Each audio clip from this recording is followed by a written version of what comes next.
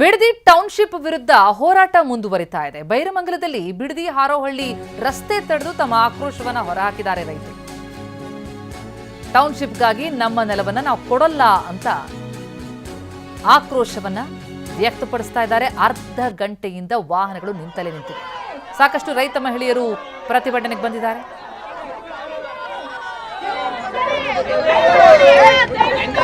ಸರ್ಕಾರ ಸೊತ್ತಾಗದೆ ಸರ್ಕಾರ ಸೊತ್ತಾಗದೆ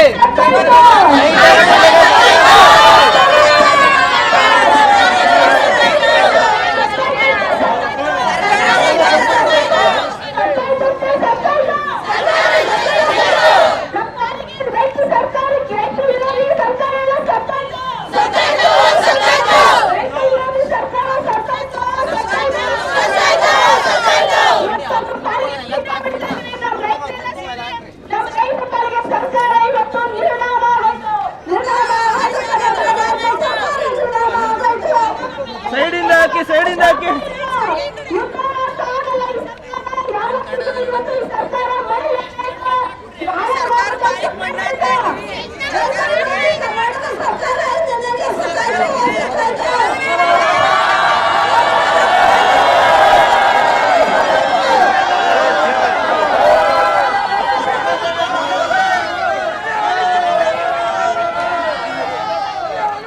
ಆಕ್ರೋಶ ಈ ಪರಿ ವ್ಯಕ್ತ ಆಗ್ತಾ ಇದೆ. ಬಾಯಿ ಬಡಿದುಕೊಂಡು ಎಡೆ ಇಟ್ಕೊಂಡು ಸರ್ಕಾರವೇ ಸತ್ತೋಯ್ತು ಅಂತ ಘೋಷಣೆಗಳನ್ನ ಕೂಗ್ತಾ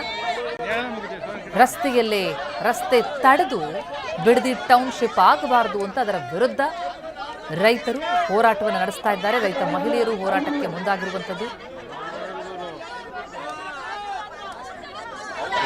ಸರ್ಕಾರವೇ ಸತ್ತೋಗಿದೆ ಅಂತ ಎಡೆಗಿಟ್ಟು ತಮ್ಮ ಆಕ್ರೋಶ ಹೊರಹಾಕ್ತಾ ಇರುವಂತಹ ದೃಶ್ಯ. ಇದೆಲ್ಲದರ ನಡುವೆ ಇವತ್ತು 2ನೇ ಹಂತ ಅಂತಿಮ ಅಧಿಸೂಚನೆಯಾಗೋ ಸಾಧ್ಯತೆ. ಬೈರಮಂಗಲದಲ್ಲಿ ಬಿಡದಿ ಹಾರೋಹಳ್ಳಿ ರಸ್ತೆ ತಡೆದು ಒಂದು ಕಡೆ ಆಕ್ರೋಶ ವ್ಯಕ್ತ ಆಗ್ತಾ ಇದೆ. ಯಾವ ಕಾರಣಕ್ಕೂ ನಾವು ಭೂಮಿ ಕೊಡಲ್ಲ ಅಂತ ಆಕ್ರೋಶವನ್ನು ರೈತರು ವ್ಯಕ್ತಪಡಿಸ್ತಾ ಇದ್ದಾರೆ. ಈ ಸಂದರ್ಭದಲ್ಲಿ ಮಾಗಡಿ ಶಾಸಕ ಬಾಲಕೃಷ್ಣ ವಿರುದ್ಧ ಕೂಡ ರೈತರು ಗರಂ ಆಗಿದ್ದಾರೆ.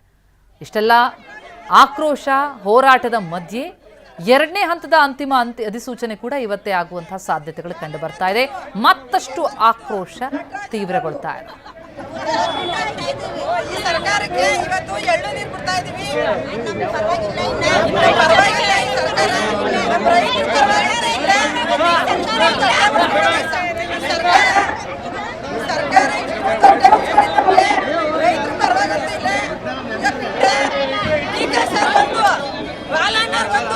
ನಟರಾಜನ್ ಬಂದು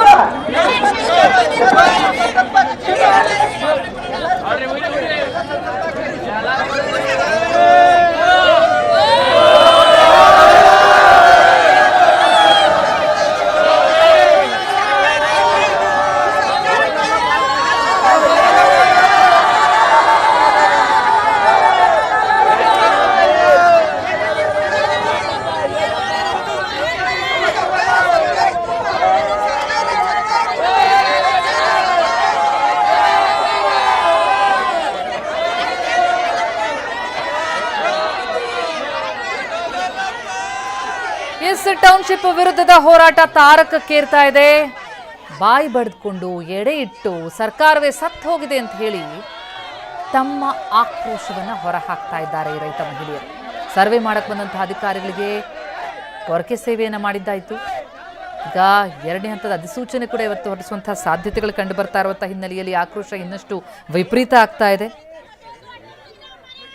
ಈ ಗ್ರೇಟರ್ ಬೆಂಗಳೂರು ಸಮಗ್ರ ಉಪನಗರ ಯೋಜನೆ ಏನಿದೆ ಅದಕ್ಕೆ ಸಂಬಂಧಪಟ್ಟಂತೆ ವಿಪರೀತ ವಿರೋಧ ಆಕ್ರೋಶ. ಈ ಮಧ್ಯೆ ರಾಜ್ಯ ರಾಜಕಾರಣದಲ್ಲೂ ಕೂಡ ಈ ಬಿಡದಿ ಭೂಯುದ್ಧ ಕಾವೇರ್ತಾ ಇದೆ. ಸಿಎಂ ಡಿಕೆ ಮತ್ತು ಕೇಂದ್ರ ಸಚಿವ HDK ಪ್ರತಿಷ್ಠೆಯ ಫೈಟ್ ಆಗಿ ಪರಿಣಮಿಸಿದೆ. ನಿನ್ನೆ ಬಿಡದಿ ಕದನಕ್ಕೆ ದೇವೇಗೌಡರು ಎಂಟ್ರಿ ಕೊಟ್ಟರು. ಧರಣಿ ಕೂರುವಂತ ಮಾಡಬೇಡಿ ನನ್ನ ಅಂತ ಖಡಕ್ ಎಚ್ಚರಿಕೆ ಕೂಡ ಕೊಟ್ಟರು. ಹಾಗೆ ಸುದ್ದಿಗೋಷ್ಠಿ ನಡೆಸಿ ಕಿಡಿಕಾರಿದ್ರು. ಇವತ್ತು ಮಧ್ಯಾಹ್ನ ಸಿಎಂ DK ಶಿವಕುಮಾರ್ ಸುದ್ದಿಗೋಷ್ಠಿ ನಡೆಸಲಿದ್ದಾರೆ. ಆಫ್ಟರ್ನೂನ್ ಮಾತಾಡ್ತೀನಿ, ಖಂಡಿತ ಮಧ್ಯಾಹ್ನ ವಿಧಾನಸೌಧದಲ್ಲಿ ಮಾತಾಡ್ತೀನಿ. ಎಲ್ಲದಕ್ಕೂ ಉತ್ತರ ಕೊಡೋಣ. ಡೋಂಟ್ ವರಿ, ಎಲ್ಲ ವಿಚಾರನ ಮಾತಾಡೋಣ. ಮಧ್ಯಾಹ್ನ ನಿಮ್ಗೆ ಕರಿತೀನಿ, ಗೌರವದಿಂದ ಕರಿತೀನಿ, ಫುಟ್ಪಾತ್ ಅಲ್ಲಿ ಬೇಡ. ಆಫ್ಟರ್ನೂನ್ ಮಾತಾಡ್ತೀನಿ, ಖಂಡಿತ ಮಧ್ಯಾಹ್ನ ವಿಧಾನಸೌಧದಲ್ಲಿ ಮಾತಾಡ್ತೀನಿ. ಎಲ್ಲದಕ್ಕೂ ಉತ್ತರ ಕೊಡೋಣ. ಡೋಂಟ್ ವರಿ, ಎಲ್ಲ ವಿಚಾರನ ಮಾತಾಡೋಣ. ಮಧ್ಯಾಹ್ನ ನಿಮ್ಗೆ ಕರಿತೀನಿ, ಗೌರವದಿಂದ ಕರಿತೀನಿ, ಫುಟ್ಪಾತಲ್ಲಿ ಬೇಡ. ಇನ್ನು ಡಿಕೆ ಸಿಎಂ ಆಗಿದ್ದನ್ನ HDDಗೆ ಸಹಿಸೋದಕ್ಕಾಗ್ತಿಲ್ಲ. ದೇವೇಗೌಡರ ಷಡ್ಯಂತ್ರ ಇದೇ ಮೊದಲೇನಲ್ಲ. SM ಕೃಷ್ಣ ಇದ್ದಾಗ್ಲೂ ದೇವೇಗೌಡರು ಸಹಿಸಲಿಲ್ಲ ಅಂತ ಆರೋಪಿಸ್ತಾ ಇದ್ದಾರೆ ಮಾಗಡಿ ಕಾಂಗ್ರೆಸ್ ಶಾಸಕ HC ಬಾಲಕೃಷ್ಣ. ದೇವೇಗೌಡರು ಈ ಹೋರಾಟಕ್ಕೆ ಸಾಥ್ ಕೊಟ್ಟಂತಹ ಹಿನ್ನೆಲೆಯಲ್ಲಿ ಅವರ ವಿರುದ್ಧ ಕಿಡಿಕಾರಿದ್ದಾರೆ ಬಾಲಕೃಷ್ಣ. ಅಧಿಕಾರಿಗಳ ಮೇಲೆ ಪೊರಕೆಯಿಂದ ಹಲ್ಲೆ ವಿಚಾರಕ್ಕೂ ಕೂಡ ನನ್ನ ಪಾತ್ರ ಇದ್ರೆ ಕೇಸ್ ಹಾಕಿ ಅಂತೇಳಿ ಕುಮಾರಸ್ವಾಮಿ ಹೇಳಿದ್ರು. HDK ಪೊರಕೆ ಹಿಡಿದು ಬಂದಿದ್ರೆ ಕೇಸ್ ಹಾಕ್ತಾ ಇದ್ರು ಅಂತಲೂ ಕೂಡ ವ್ಯಂಗ್ಯವಾಡಿದ್ದಾರೆ ಬಾಲಕೃಷ್ಣ. ದ್ವೇಷದ ರಾಜಕಾರಣ, ಈ ತರ ದ್ವೇಷದ ರಾಜಕಾರಣ ದೇವೇಗೌಡರು ಇವತ್ತಿಂದ ಮಾಡಿರೋದಲ್ಲ. SM ಕೃಷ್ಣ ಅವ್ರ ವಿರುದ್ಧ ಷಡ್ಯಂತ್ರ ಮಾಡಿದ್ರು. ಅವ್ರಿಗೆ ಯಾರನ್ನೂ ಬೇರೆಯವರು ಆ ಜನಾಂಗದಲ್ಲಿ ಬೇರೆಯವರು ಮುಖ್ಯಮಂತ್ರಿ ಆಗಿ ಇರ್ತಕ್ಕಂಥದ್ದನ್ನ ಸಹಿಸ್ಕೊಳ್ಳೋಕೆ ಅವ್ರು ಸಾಧ್ಯನೇ ಇಲ್ಲ. ಅವರ ಮನಸ್ಥಿತಿ ಅದು. ಅದರಿಂದ ಬಂದು ಅವರು ಧರಣಿ ಕೂರ್ತೀವಿ ಅಂದ್ರೆ ನಾವೇನು ಮಾಡೋಕ್ಕಾಗ್ತದೆ? ತಮಗೊಂದು ನ್ಯಾಯ, ಪರರಿಗೊಂದು ನ್ಯಾಯ. ಅವ್ರಿಗೆ ಮೂಲ ಉದ್ದೇಶ ಏನಂತಂದರೆ DK ಶಿವಕುಮಾರ್ ಅವ್ರ ಮೇಲೆ ಕಪ್ಪು ಮಸಿ, ಅವ್ರ ಮುಖಕ್ಕೆ ಕಪ್ಪು ಮಸಿ ಬೆಳಿಬೇಕು, ಅವ್ರಿಗೆ ಕೆಟ್ಟ ಹೆಸರು ಬರಬೇಕು. ಅದಕ್ಕೆ ಏನೇನು ಷಡ್ಯಂತ್ರ ಮಾಡಬೇಕು ಅದೆಲ್ಲ ಸೇರಿ ಅವ್ರ ಕುಟುಂಬ ಮಾಡ್ತಾ ಇದೆ. ದೇವೇಗೌಡರು, ಕುಮಾರಸ್ವಾಮಿ ಅವರು ಇರ್ಬೋದು, ಎಲ್ಲರೂ ಸೇರಿ ಮಾಡ್ತಾ ಇರ್ತಕ್ಕಂಥದ್ದು ಷಡ್ಯಂತ್ರ. ಈಗ ಹಾಸನದಲ್ಲಿ ಮೊನ್ನೆ ಇವರು DK ಶಿವಕುಮಾರ್ ಅವ್ರು ಕರೆಸಿ ಅವ್ರಿಗೆ ಪರಿಹಾರ ಕೊಟ್ಟರು, ಇದುವರೆಗೂ ಪರಿಹಾರ ಕೊಟ್ಟಿರಲ್ಲ. ಫೈನಲ್ ನೋಟಿಫಿಕೇಶನ್ ಯಾಕೆ ಮಾಡಿದ್ರು? IITನೇ ಮಂಜೂರಾಗಿಲ್ಲ ಇನ್ನು ಕೇಂದ್ರದಿಂದ.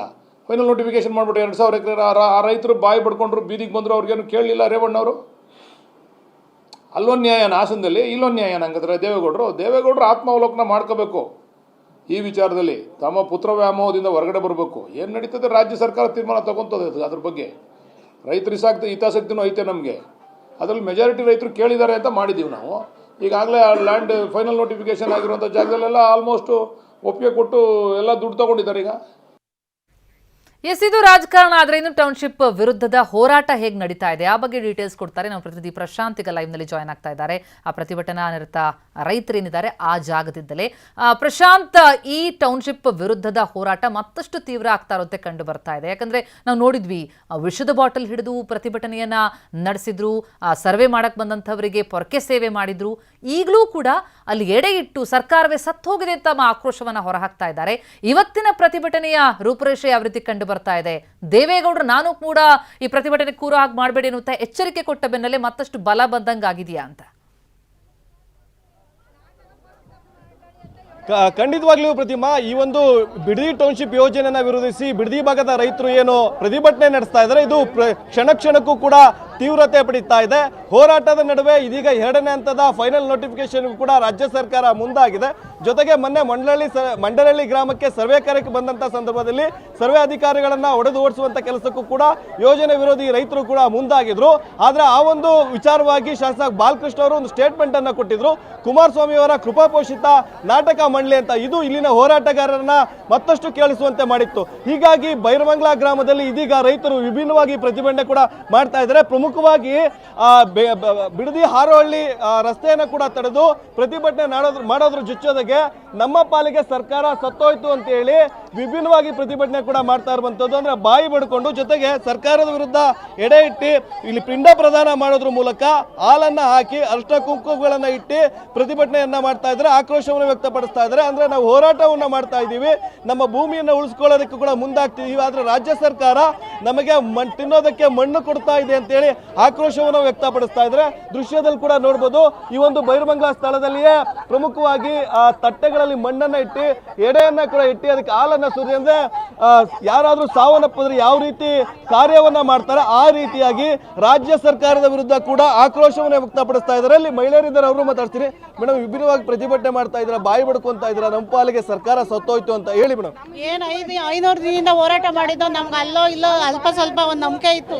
ನಾವಿಷ್ಟು ಬೀದಿಲಿ ಕೂತಿದ್ದೀವಿ, ಏನೋ ಅನುಕಂಪದಿಂದ ಸರ್ಕಾರ ನಮ್ಮ ಪರವಾಗಿ ನಿಲ್ತದೆ ಅಂತ. ನಿನ್ನೆ ಮತ್ತೆ 3-4 ಊರಿಗೆ ಫೈನಲ್ ನೋಟಿಫಿಕೇಶನ್ ಮಾಡವ್ರೆ. ಇದ್ದ ಒಂದಷ್ಟು ನಂಬಿಕೆನೂ ಹೋಗಿದೆ. ಅದಕ್ಕೋಸ್ಕರ ಸರ್ಕಾರ ನಮ್ಮ ಪಾಲಕ್ ಸತ್ತೋಗದೆ ಅಂದ್ಬಿಟ್ಟು ಹಾಲು ತುಪ್ಪ ಬಿಟ್ಟು ಇವತ್ತು ನಾವು ಅದಕ್ಕೆ ತಿಥಿ ಮಾಡ್ತಾ ಇದೀವಿ ಸರ್. ಮೇಡಮ್, ಈಗ ನೆನ್ನೆ ವಿಶ್ವದ ಬಾಟ್ಲಿ ಇಟ್ಕೊಂಡಿದ್ರಿ, ಬಂದ್ರೆ ನಾವು ತೀವ್ರವಾಗಿ ಹೋರಾಟ ಮಾಡ್ತೀನಿ ಅಂತ. ಇವತ್ತು ಫೈನಲ್ ನೋಟಿಫಿಕೇಶನ್ ಕೂಡ ಆಗ್ತಾ ಇತ್ತಾ? ಇವತ್ತು ವಿಭಿನ್ನವಾಗಿ ಪ್ರತಿಭಟನೆ ಮಾಡ್ತಾ ಇದ್ರಿ. ಅದಕ್ಕೆ ಇದೇ ಸಾಕ್ಷಿ. ಅದು ಪಿಂಡ, ಸರ್ಕಾರದ ಪಿಂಡ, DK ಶಿವಕುಮಾರ್ ಪಿಂಡ. ಅದು ಹೇಳ್ಬೇಕಾ, ಎಲ್ಲ ಸರ್ಕಾರದ್ದೇ ಇದು. ನಮ್ಗೆ ಹಿಂಗೆ ಇದೆಲ್ಲ ಮಾಡಿ ಯಾಕೆ ಇವ್ರು ಹಿಂಗೆ ಮಾಡ್ತಾ ಇದ್ದಾರೆ? ನೀವು ಅವ್ರು ಎಷ್ಟೇ ಮಾಡಲಿ, ನಾವು ಇನ್ನೂ ತೀವ್ರವಾಗಿ ಹೋರಾಟ ಮಾಡ್ತಾ ಇದ್ದೀವಿ. ನಮ್ಗೆ ಯಾಕೆ ಈ ತರ ಮಾಡ್ತಾ ಇದಾರೆ ಅಂತ ನಮ್ಗೆ ಗೊತ್ತಿಲ್ಲ. ನಮ್ ಬೇಡ ಬೇಡ ಅಂತಂದ್ರೆ ನಾವು ಭೂಮಿ ಕೊಡಲ್ಲ ಅಂತಂದ್ರೆ ಇವ್ರು ಇಷ್ಟು ಮುಂದುವರಿತಾ ಇದ್ರೆ ನಾವು ಇನ್ನೂ ಮುಂದುವರಿತಾ ಇದೀವಿ. ಯಾವ್ದೇ ಕಾರಣಕ್ಕೆ ನಾವು ಭೂಮಿ ಕೊಡಲ್ಲ. ಈ ಸರ್ಕಾರದ್ದು ನೋಡಿ ಹಾಲು ಬಿಟ್ಟಿದೀವಿ, ತಿಥಿನೂ ಮಾಡ್ದ, ನಮ್ಮ ಪಾಲಿಗೆ ಅವ್ರು ಸೊತ್ತೋದ್ರು, ಎಲ್ಲ ಸೊತ್ತೋದ್ರು, ಹಾಲು ತುಪ್ಪ ಎಲ್ಲ ಬಿಟ್ಟು ನಮ್ಮ ಪಾಲಿಗೆ ಸರ್ಕಾರ ಸೊತ್ತೈತಿ. ಇನ್ನೇನಿದ್ರು ತೀವ್ರವಾಗಿ ಹೋರಾಟ ಮಾಡ್ತಾ ಇರ್ತೀವಿ. ನಾವು ಬಾಲಕೃಷ್ಣ ಅವರು ನಾಟಕದವರು ನಮ್ಮನ್ನ ಅಂತ ಹೇಳೋರೆ. ನಾವು JDF ಪಕ್ಷದವರಲ್ಲ. ನಮ್ಮ ಸಾಲ ನೋಡಿ, ಅವ್ರದ್ದು ಸಾಲ ಹಾಕೊಳ್ಳಿಲ್ಲ. ನಾವು ರೈತರು ಸಾಲ ಹಾಕೊಂಡಿದ್ದೀವಿ. ಅವರು ಬಂದು ನಮ್ಮ ಹತ್ರ ಹೆಣ್ಮಕ್ಳ ಹತ್ರ ಕ್ಷಮೆ ಕೇಳಬೇಕು. ಮುಖ್ಯವಾಗಿ ನಾವು ಇವತ್ತಿಂದ ಹೋರಾಟ ಮಾಡ್ತಾರೆ, 1.5 ವರ್ಷದಿಂದ ಹೋರಾಟ ಮಾಡ್ತಾ ಇದ್ದೀವಿ. ಅವ್ರದ್ದೊಂದು ಪಿಂಡ, DKC ಅವ್ರದ್ದೊಂದು ಪಿಂಡ, ಇನ್ನೊಬ್ರು ಅವ್ರದ್ದು ಏನು ನಟರಾಜ್ ಅವ್ರದ್ದು, ಅವ್ರ ಮೂವರದು ಪಿಂಡಕ್ಕೆ ಹಾಲು ಬಿಟ್ಟು ಅವ್ರ ತಿಥಿ ಮಾಡಿದ್ದೀವಿ. ಇವತ್ತು ಇನ್ನೂ ಬರದೇವ್ರೆ ಅಲ್ಲಿಗೆ ಹೋಗ್ಬಿಟ್ಟು ವಿಧಾನಸೌಧಕ್ಕೆ ಎಲ್ಲರ ತಿಥಿನೂ ಮಾಡ್ತೀವಿ. ನಾವೇನು ಕುಮಾರಸ್ವಾಮಿ ಪಕ್ಷದವರಲ್ಲ, ಅವ್ರು ಮಾಡ್ಬಿಟ್ಟು ಹೋದಕ್ಕೆ ನಮಗಿಷ್ಟು ಆಯಿತು. ಎಲ್ಲರಿಗೂ ಬೈಯೋದೇ ನಾವು. ಇಲ್ಲಿನ ರೈತರ ಮಹಿಳೆಯರ ಆಕ್ರೋಶದ ಮಾತುಗಳು. ಇಷ್ಟು ಹೋರಾಟ ಮಾಡ್ತಾ ಇದ್ರು ಕೂಡ ನಮ್ಮನ್ನ ಒಂದು ರಾಜಕೀಯ ಪಕ್ಷಕ್ಕೆ ಜೊತೆಗೆ ಸೇರಿಸ್ತಾ ಇದ್ದಾರೆ. 1.5 ವರ್ಷದಿಂದ ಕೂಡ ಹೋರಾಟವನ್ನು ಮಾಡ್ತಾ ಇದ್ದೀವಿ. ಅದರ ನಡುವೆ ಕೂಡ ಈ ರೀತಿ ಸೆಕೆಂಡ್ ಫೈನಲ್ ನೋಟಿಫಿಕೇಶನ್ ಮಾಡಕ್ಕೂ ಓಡ್ತಾ ಇದೆ. ಹಾಗಾಗಿ ನಮ್ಮ ಪಾಲಿಗೆ ಸರ್ಕಾರ ಕೂಡ ಸತ್ತೋಗಿದೆ ಅನ್ನೋ ನಿಟ್ಟಿನಲ್ಲೂ ಕೂಡ ಇಲ್ಲಿ ಪಿಂಡ ಪ್ರದಾನ ಮಾಡಿ ಆಕ್ರೋಶವನ್ನ ವ್ಯಕ್ತಪಡಿಸ್ತಾ ಇರೋದು. ಸ್ಟಿಲ್ ಕೂಡ ಪ್ರತಿಭಟನೆಯನ್ನ ಮುಂದುವರಿಸಿರುವಂತದ್ದು. ಪ್ರತಿಮಾ, ಥ್ಯಾಂಕ್ ಯು ಪ್ರಶಾಂತ್.